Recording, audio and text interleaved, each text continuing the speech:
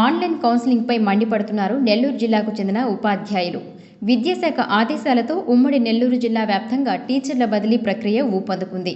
అయితే online counselling వలన అవకతవకలు జరుగుతున్నాయని గురువులు ఆరోపిస్తున్నారు. ఇక దీనిపై నెల్లూరు జిల్లా విద్యాశాఖ కార్యాలయం వద్ద ఐక్య ఉపాధ్యాయ వేదిక ఆధ్వర్యంలో దీక్ష చేపట్టారు. వెంటనే ఉన్నతాధికారులు స్పందించి ఆన్లైన్ కౌన్సిలింగ్ రద్దు చేయాలని వారు ప్రధానంగా డిమాండ్ చేశారు. ఆన్లైన్ కౌన్సిలింగ్తో అనేక విధాలుగా అవకతవకలు జరుగుతున్నాయని ఆవేదన చెందారు.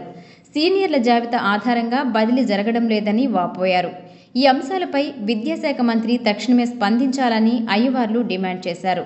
ప్రభుత్వం దిగివచ్చే వరకు ఆందోళన కార్యక్రమాలను కొనసాగిస్తామని స్పష్టం చేశారు.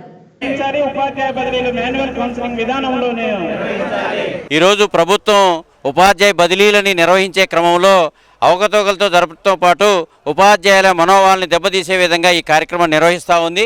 ప్రభుత్వ ఉపాధ్యాయ సంఘాల యొక్క అభిప్రాయాన్ని ఏమాత్రం తీసుకోకుండా తన ఒంటెద్దు పోకడతోటి బదిలీలు నిర్వహించడం జరుగుతూ ఉంది.